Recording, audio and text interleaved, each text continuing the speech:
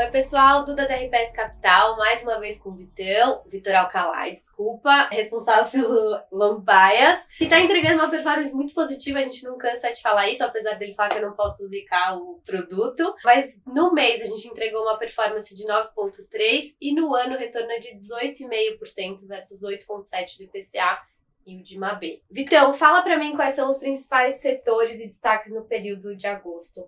Tá, tudo bem, Duda? Você acabou de zicar o fundo. Tô brincando, mas vamos lá.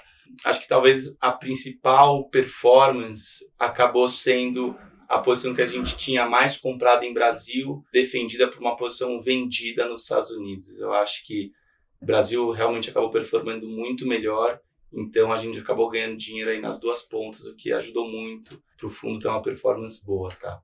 Falando um pouco de setores, eu acho que foi bem espalhado, assim, a gente ganhou muito nas posições que a gente tinha mais comprado em empresas públicas, apostando de fato num aumento da vantagem do Bolsonaro nas pesquisas, o que de fato veio acontecendo aí ao longo do mês.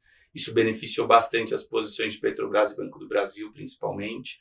E a gente também acabou ganhando dinheiro nas posições de consumo, tanto consumo defensivo como consumo mais discricionário. Então, posições como Soma, Vibra e Track and Field realmente também ajudaram e contribuíram nessa performance positiva. Acho que talvez do lado negativo foram alguns hedges que a gente tentou fazer para defender um pouco das posições justamente de consumo que também acabaram performando super bem e não defenderam tanto quanto a gente imaginava, que foi a posição de Magazine Luiza e Movida, principalmente.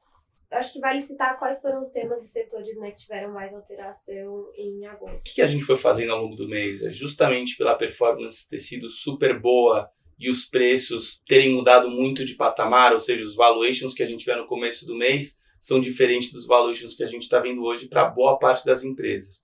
Então a gente foi basicamente reduzindo o risco, mas mantendo a cabeça como a gente tinha no começo de agosto. Ou seja, a gente ainda acha que o Brasil deve performar melhor que os Estados Unidos. Depois a gente até pode falar um pouco mais disso em outros vídeos, mas a ideia foi justamente colocando um pouco mais do lucro no bolso, reduzindo um pouco o risco e deixando a carteira um pouco mais leve para setembro.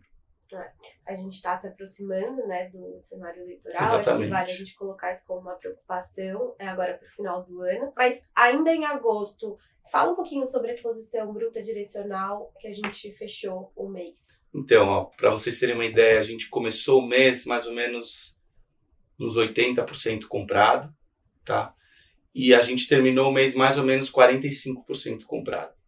Então, assim, a gente acha que é uma hora de realmente esperar um pouco, pôr esse dinheiro no bolso.